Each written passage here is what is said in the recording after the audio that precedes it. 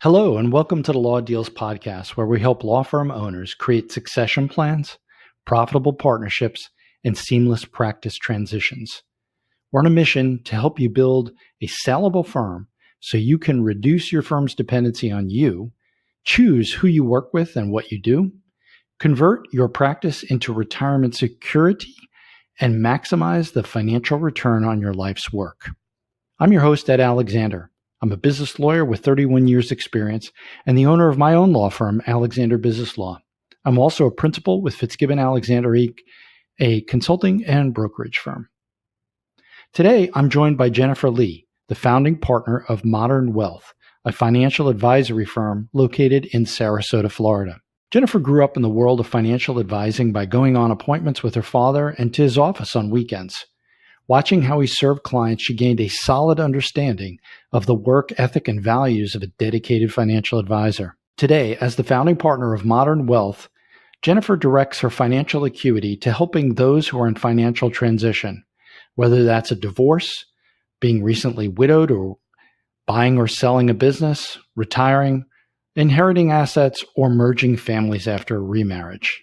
Originally from Maryland, Jennifer founded Modern Wealth 21 years ago and recently wrote the book Squeeze the Juice, which I think we're going to hear more about. Welcome to the podcast, Jennifer. How are you today? I'm doing great. Thanks for having me, Ed. Great. So Jennifer, one of the reasons I wanted to have you on is that, you built Modern Wealth around helping people in financial transition. And law firm owners face one of the most complex transitions of all, and that's converting decades of building a practice into what really is retirement security. When a business owner first comes to you thinking about selling, what's the first thing you tell them that they need to understand about this transition? Well, a lot of times people unfortunately come to you when they have a deal or they have an opportunity to exit, and and their focus is on tax at at that moment in the transition. So my preference is to talk to them 3 to 7 years prior, so we can make sure we get them the best valuation, make sure that they're thinking through what is their life going to look like on the other side, what will they be doing with their time, and then also thinking about what is the taxable impact and how can I structure this deal so it's efficient for me, but also replace my income. So I think it's a psychological thing, it's a business piece, and it's also, your longevity and your family and what that's going to look like from a financial perspective. Yeah, the timing issue is so important. And unfortunately, we were just talking a little bit about kind of marketing our practices, right? And it's getting the person to have some level of attention to this 3 to 5 years. It tends to be a little bit difficult, right? Unless they have somebody that they know who've gone through this before and hey, these are the mistakes I made and this is, what I suggest that you do. But yeah, no, I mean, I can see that, right? You've got to make sure that the financial statements look good. You got to make sure that, we're doing the right things to make the firm saleable in the long term. So that's good. Now, you also mentioned kind of the mindset piece, or what I call the mindset piece, emotional piece. And it's something that I always look for when I speak to people who are thinking about selling. I call it the next act. So what that means is, what does the seller have planned for life after law firm ownership? And I found that those who don't have that next act will either self-sabotage or really be problematic throughout the process. Tell me, what is your version of that? I love the way that you describe that, because as we go about our own practices, you start to learn and feel things out, and you get a sense of what's going to go bad and why. And you articulated that perfectly. And it really is about, are you going to be okay being on the other side and not being a practicing attorney? That's a big deal. An attorney, it's a very intelligent person, a person who is relied upon by many, many people, is constantly of counsel, and makes really good money. So if you take that away, that's, that's an adjustment. So are Right. you in the headspace to make that shift? And when it comes to retirement planning, when it comes to planning about selling your business, those are the soft skills and the conversations that we have to have with prospective clients to say, okay, well, snap your fingers and you're on the other side. You've got this money. Let's assume we've got enough assets after tax that we're generating adequate income to replace what you had. Now what? Where are you? Okay, let's say 2 years from now, you've traveled everywhere you wanted to go, everywhere your wife wanted to go or your husband wanted to go. And now what? Right? Right. So what are your interests? So there is a huge personal piece to that. So that's a great point, because when people say to me, well, I'm going to go play golf or we're going to travel, I know that that's a 2-year window, right? And Yeah. eventually they're going to figure that out, that like, hey, wait a second, it's only 2 years. How many golf games can I play? Right. That kind of thing. So yeah, so really interesting. Now, I know you have encouraged your clients to write what you're calling a business love letter. So talk about what that tool is and how it helps owners think through their exits. It's a really great tool. I use it personally with clients and their spouse, as well as with business owners. So let's just think for an example, just take a pause for a minute and say, okay, I'm a business owner. I'm running this huge practice. I've got a bunch of employees. I've got a bunch of people who are dependent on me. We've got revenues coming in, all of this great stuff. If you were to become disabled or to be hit by a bus tomorrow, what do your business partners need to know? Mm-hmm. It's a lot, and it's all in your head. So writing the business love letter is certainly not a replacement of a buy-sell agreement, but it's the contextual part around all of those moving parts. So it's telling your spouse who to rely on, how to figure out a valuation, who to consult with, who would be the best prospective person to buy out the business or to run it in the interim. It's talking to your partners about what are the next best strategies. So, and when you're looking at writing your business love letter, when you're exiting, think about the beauty of if you're entering the business. So maybe I'm a retiring attorney and I've run this practice for 30 years, but I'm tired. Like, I'm done. I'm ready to just move on to the next phase of my life, right? Yeah. And I'm ready to let go. So now I've got this 35-year-old energetic person coming in who's ready to just, clean house and have a great time and really do some things. How empowering and how impactful would a conversation or a business love letter per se be to say, okay, look, if I had hindsight, right, and if I'm you at 35 and I have this practice, here are the pitfalls and here are the huge opportunities I'm not interested in leveraging right now. But here's the opportunities for you. And I think that can go a long way to, one, feeling amazing about doing the right thing and helping that business owner be successful. But you have all this tribal knowledge. Why not share it? Right. Wow. There's so much in that that would need to be unpacked. So let's just kind of clearly 100%. Every firm needs to have a buy-sell agreement if there's more than one owner.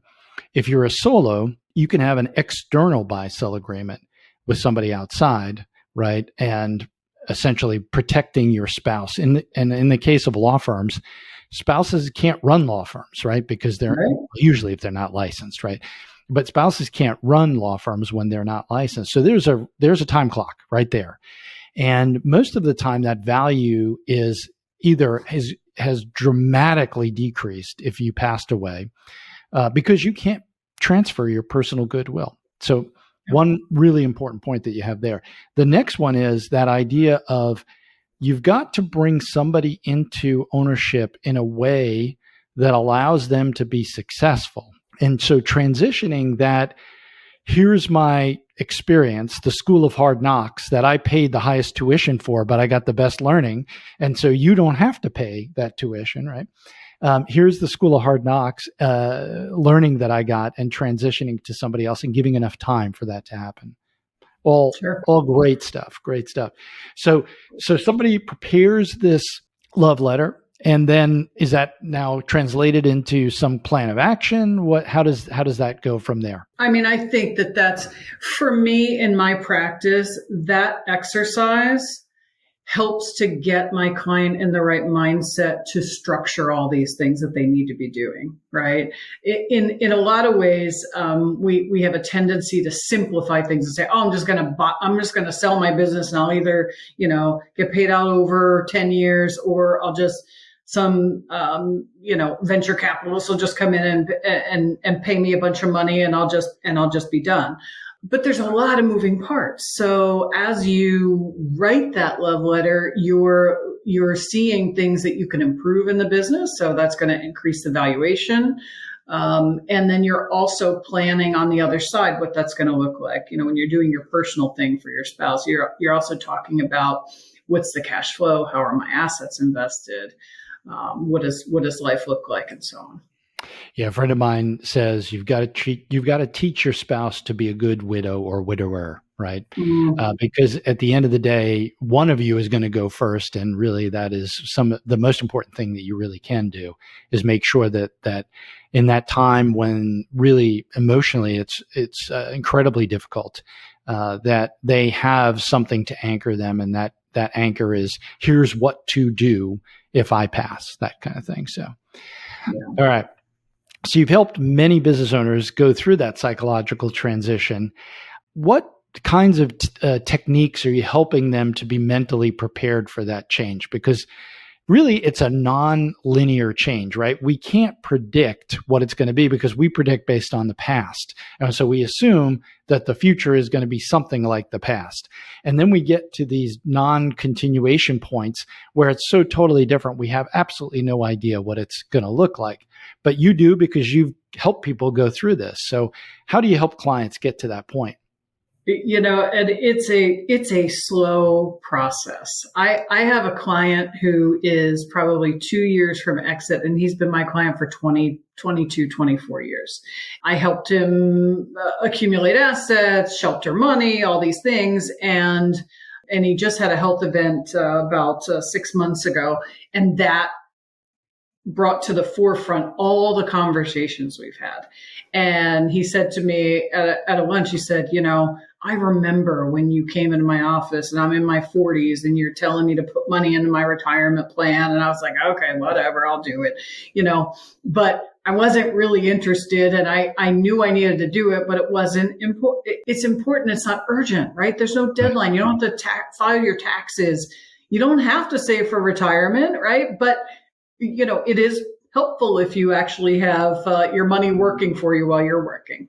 So I think in my experience, it takes some time, right? If somebody comes in at a point where they're ready to exit, then we need to triage real fast, right? We need to go through that personal part. What does life look like? How is your spouse feeling about this? Is your spouse retiring? Do you have property in the business? Are you going to retain that? What does the cash flow look like? All these things that they are like, oh no, I was just going to sell the business. Well, right. Okay. There's so many parts to it. So it's assembling your team. There's a lot of players in that process. Yeah. Well, all good stuff. So let's talk through a little bit more in the techniques here, right? So what are the most effective tax strategies that you've seen for minimizing that big tax hit you get when the business sells? Sure. I think the first part is know that you did really well. You built a business, you've accumulated assets, and there's probably some tax liability that's involved. So that's first. There's some tax. Now the job is to minimize what you can. Right? So it depends on whether you're charitably inclined. It depends on whether you have children that you can transition stock to. It depends on how much of the asset you want to retain control over. And it also depends on the amount of income you're going to need from those assets, right? Is the price big enough that you can give some money away and then have an income stream off of that so that it is very tax favorable? There's also the qualified small business stock, which unfortunately does not really work well with service businesses. So we're a little bit out of luck when it comes to financial services and attorneys. But Right.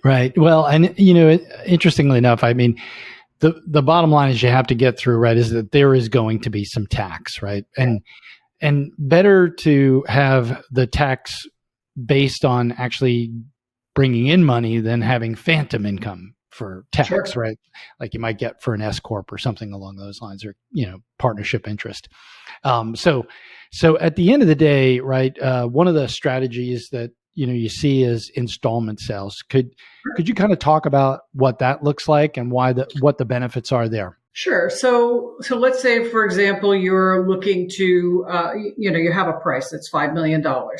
If you are not doing an installment sale, you're just going to have a transaction that's going to be done. You get $5 million, you're going to pay tax on all that, and it's going to be a huge number. If you do an installment sale and it's over 10 years, you're only recognizing a smaller amount, or $500,000 over that period of time. Plus, hopefully there's interest associated to it. So you're actually getting more money over time, and you really don't need the $5 million all at once anyway. Now, the concerns about installment sales, that's positive on the tax front, but the concern is, what is the viability of that business, right? Who did you sell to? Are they going to be able to retain those clients? Are they going to be able to continue to produce and then pay you out? What does that look like? Sometimes there is and it can be favorable if you're transitioning to a child. There's lots of different, it depends on what your goals are. So that's why I say it's valuable to pull together your team. That's, often your business broker, your deal maker, that's your CPA, because you need to understand the implications. That's an attorney, and sometimes two different kinds, a business attorney and also an estate planning attorney, because we need to navigate what are the things that we can do. And of course, the financial advisor works with the CPA and the estate planning attorney to look at how do we best structure this so it's most favorable to you and what your family and legacy goals are. Yeah, the problem on the installment sales that we often encounter is that the installment sale is an internal sale to an associate. And, an associate who's in their mid to late 30s or early 40s, which is kind of the sweet spot for that, typically has just bought a house, has a couple of kids, and absolutely has no money whatsoever that they can put into buying a law firm. We just helped someone who did it with basically 100% financing, but we structured it so that we bifurcated the profit capability from the control capability, so that the seller maintained control over the operation, even though the buyer was going to get most, if not all, of the profits out of it. And so we were able to really reduce that risk of that installment sale, because it's huge. If you don't have skin in that game, you are just winging it at that point, right? And so you want them to have skin in the game. So in the absence of skin in the game, or whatever you can do to make them have skin in the game, kind of setting up that control profit bifurcation can be pretty helpful there. So good. All right. So like most small business owners, law firms have a significant amount of their wealth tied up in their practices, right? Talk about the process for gradually reducing that concentration of wealth before the sale, to get to a point where not everything is tied up in one asset. Right. Well, my hope is that you've been operating a practice for a period of time, and now you're really making significant income. Okay, so you're not spending all the money. Maybe you are just miserable paying taxes on your income, and I hope that that's the case. If that's the case, and we have time, the benefit of time, 4 to 7 years, I would look at putting in some different structures like a cash balance plan to shelter large amounts of money. Just a super high level concept. It's a pension plan, but what it allows, I'll just give you an example. If I say to you, okay, Mr. Business owner, Mr. Law firm owner, you have $1 million of taxable income. If you were to put $400,000 into a plan and you personally would get the benefit of 92% of it, would you be interested? Yeah. Okay. Yeah. Most everybody, a thinking person who's not happy about paying taxes, would be delighted. So that's the premise under which we look at those plans. If you have a bunch of taxable impact, and what I would look at doing is sheltering those dollars so that you're accumulating retirement assets and other personal assets outside of the business.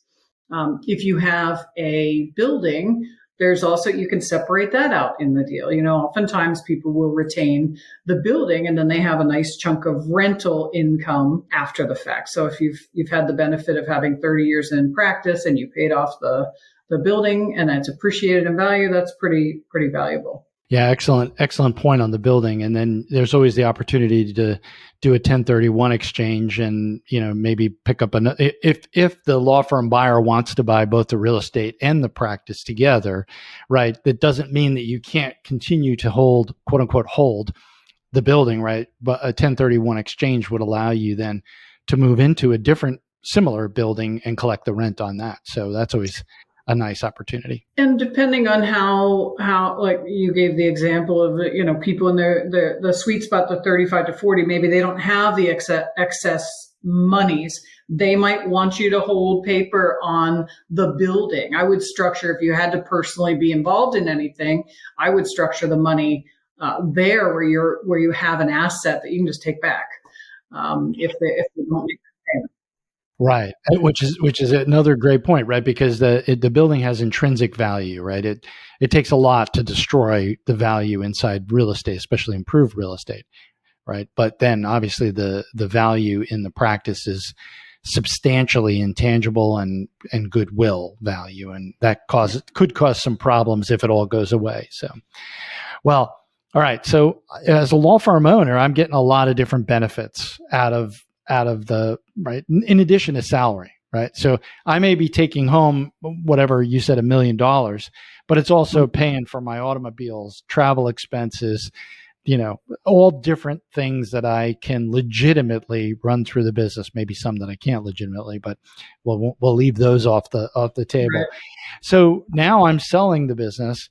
Right. How does that now factor in when I'm going to retire and I'm saying, well, I need to replace my $1 million salary. And you're saying, well, actually the benefit is 1.2 million. Yeah, it's a little bit of bad news, right? So unless you're going to have another business, all those little perks, you don't get the benefit of. Now, if you are aware of that in advance and really understand that, it really was a $1.2 million benefit, then when you structure things in your installment sale, maybe you negotiate things. I have a client who negotiated that, she's exiting at 62, but she wouldn't be eligible for Medicare until 65. So she negotiated her health care. Now they're paying her health care, but it's bumped up and grossed up for taxes for her, right? But she doesn't care because it's taken care of. So, if you are thoughtful about your exit strategy and your timing, you're talking to all your people and everybody is on the same page, then you can, if those things are important to you, you figure out a way to do that. On the other side, if there aren't ways to get the buyer to take care of those things, then as the financial person, we need to make sure that we have adequate assets to generate extra money so that you can do those things that you are currently doing. Right. And it's interesting. I found that the health insurance piece is such a huge driver in pre-65 sales. And actually, it's really a driver anytime 63 and after, because if you get a big lump sum at 63, then your Medicare premium is going to be through the roof at 65, right? Yeah. And so that another piece that has to be planned for as well. Okay, so I sell the firm, my buyer uses a loan, and now I've got a lump sum, $1 million, $2 million, right? And so what should I do with it? What do you typically look at? Sure. So first, we got to find out whether that million or 2 million is net of tax, right? So let's get that number and figure that out. And hopefully, we planned around anticipating the chunk of money we have and what it can generate as far as income to replace your income. So if you were making $1 million, $2 million is not going to do it for you. But if you were making, $100,000, no problem. So our job then is to take those assets. I use the analogy of a machine. So we take those assets and that's a machine. We don't want to tap into and take nuts and bolts out of that machine. We want it to be as efficient as possible in generating income. So that may be, depending on somebody's risk tolerance, half of the earnings anticipated from those assets may be coming from dividends and from bond interest versus being 100% in stocks where there's volatility and that creates angst. So it depends on the person. It depends on what their income is, and then what their or income need is, and then what their longevity is. Right? Yeah. That's always the question, right? It's like, do I plan till my mid 90s or do I look to my mid 80s, right? Or maybe even earlier, depending on the person.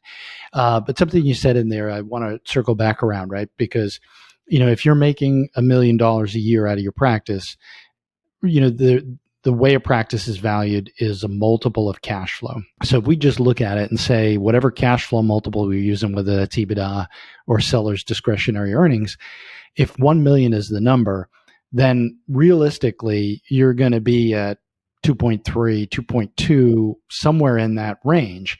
And so it's going to be insufficient to cover your real earnings out of that practice, right?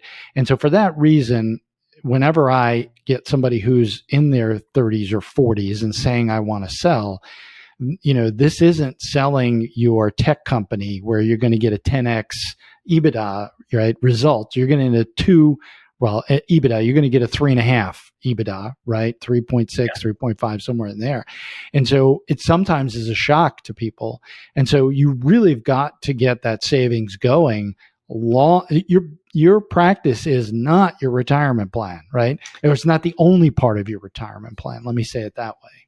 I so appreciate your saying that, Ed, because it goes back to that.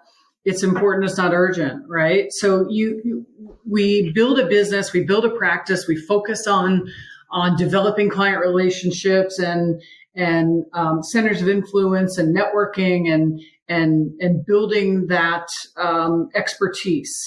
And it's huge and it's amazing and you're getting great revenue. That's your machine.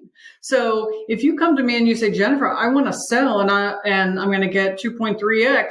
Okay, well, what are you taking home from your business? And you say, well, I'm taking home $1 million, but I'm going to get 2.3. And I say, well, that's going to give you about $130,000 of income annually. Is that going to work? And you're like, what are you talking about? Why would I do that? So, and sometimes I'm saying, why would you do that? You're getting $1 million. And then I'll say to them, okay, well, let's think about this. So what if you still operate, like what parts of your business, this is that soft part, right? What parts of your business and your day-to-day owning of a law firm do you love, right? What feeds you? What are the things that only you do and maybe you do best? Okay. And then what are those things that you absolutely abhor and they bring you down and they stress you out and you just would love for them to just drop off the face of the earth? So if you can separate that out and still retain $600,000 revenue, how does that feel? Yeah. Now you're working 30 hours a week instead of 70, and you're still getting 60% of the income. You're happy. You're doing all that. So again, it goes back to the psychological part as well as the financial. What do the numbers look like? But hey, I can't live on this. But really, what is it that you love and what is it that you hate where you are? Yeah. So I think if the way I characterize it is that instead of just building the firm for the gross number, right? I'm going to make as much as I possibly can, which typically for most lawyers means we're working day and night. Instead of doing that, it's moving into the philosophy of the firm needs to serve me, and how can it best serve me? And if it best serves me, meaning that although I'm not making $1 million a year, I'm not burned out at 50 and want to get out, and I can continue to work for another 15 years or whatever it is, right? You look at the total benefit that's flowing to you out of the firm, and then ultimately what the terminal benefit is when you turn around and sell the firm. Now, that is a totally different equation, right? So there's this mental piece has got to be taken into account when you're looking at what are the numbers? Where do I want this firm to go? So great point. And just a follow up to that, Ed, when you get somebody who comes in that place and they say, okay, I've got this 2.3 that I'm going to get, and I'm thinking about doing it right now. What does that look like? And we have that realistic conversation that brings them back to earth. Now that's when we're going to get them to say, okay, what if we take the next 3 to 5 years and we really strategize to shelter money and get that out and build your other personal assets? What if we build up the business and streamline the parts that you love? And we can really do that planning to with the end in mind, rather than the end just popping on your screen and saying, oh, look, I can exit. Yeah. It's interesting to me because I can see that mindset happening in people that are in their mid to late 50s, early 60s.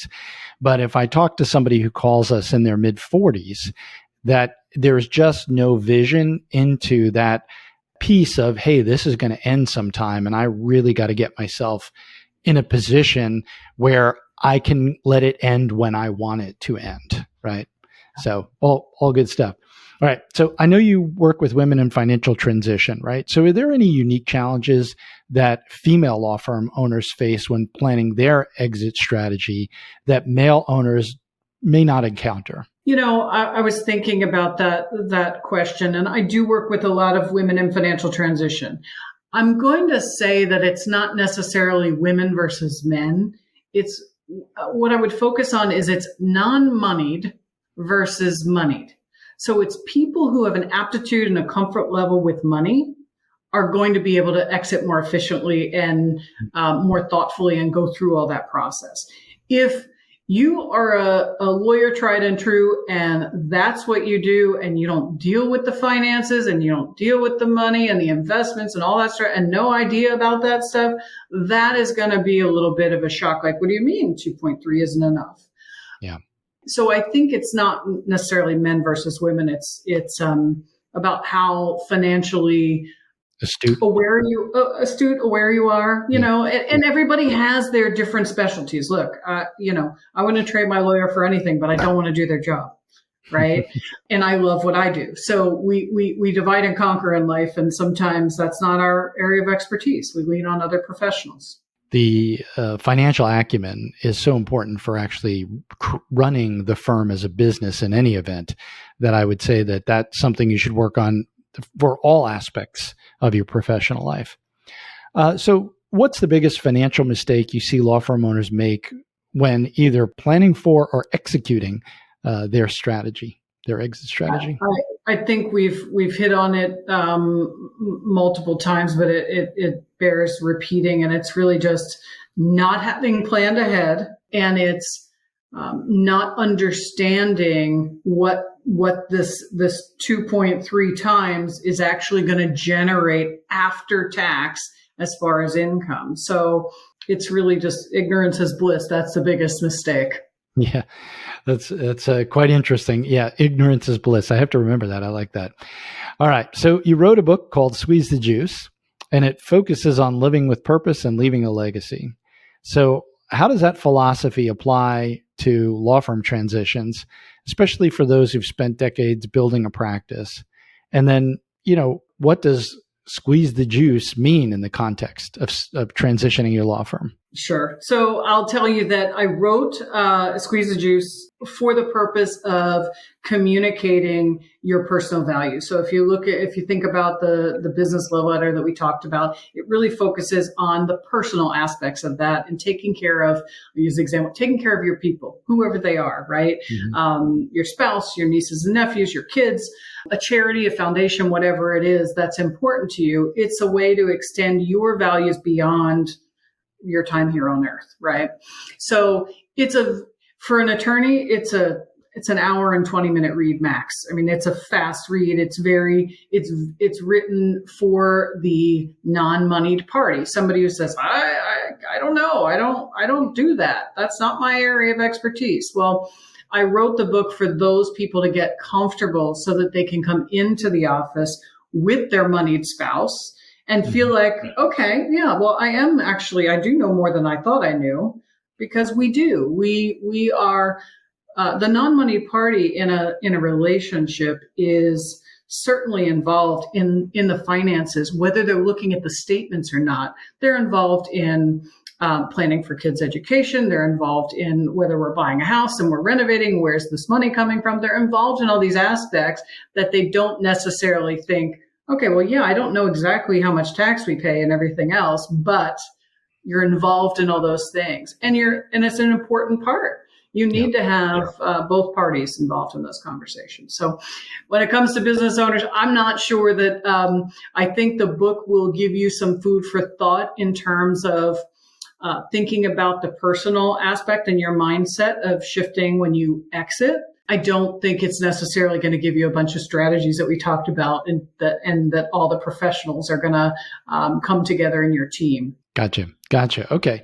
All right. So I like to have a practical aspect to our episode. What is the one thing that you would tell a law firm owner who's looking to leave their practice in 5 years? What one most important thing should they be doing right now?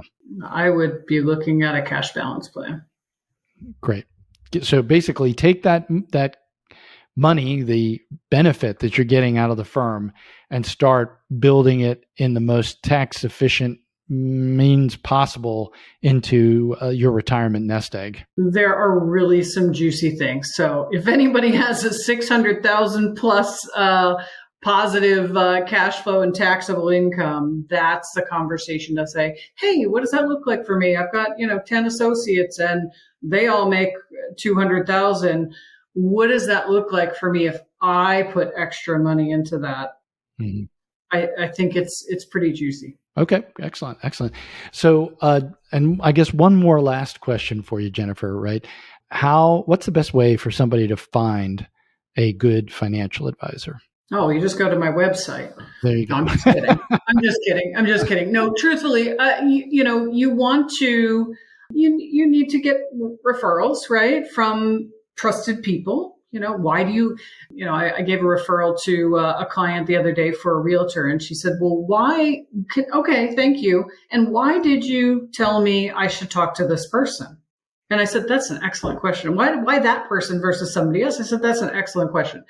Not only is this person a personal friend, but this person is exacting and very skilled in their arena. And I know that they will take really good care of you, particularly because I referred you, right? So I think a solid referral like that from a trusted colleague, friend, professional is valuable. And I do think that you need to not just take that one, but you need to have a conversation with a couple people, because this is a long-term relationship. So you might not like me, and that's okay, right? We're not the right fit. So you want somebody else, but you want to make sure that that person is the right fit. Now, everything being equal, you have to have somebody who is experienced, somebody who is skilled, somebody who has specific arena around and focus around what you're looking for. And then you also want to find somebody who's independent, right? My job is to work for my client. It doesn't matter to me what product, what money manager, any of that. It doesn't matter to me. My job is to support that client. I talked about that business owner I've had for 24 years, right? Yeah. That's my goal. Yeah. Right? Not everybody has that goal. Well, thank you, Jennifer. How can our listeners reach you? Sure. So my website is modern-wealth.com. And then I have a Calendly link, and it's just calendly.com, and it's Jennifer Modern Wealth. And I like to offer a complimentary squeeze the juice call if somebody says, oh, I had a question and we didn't really specifically answer it from my business. I'm happy to spend 15 minutes and go over that with you, or send me an email and I'll write you back. Fantastic. Thanks so much for being on today. Absolutely. Thanks for having me, Ed.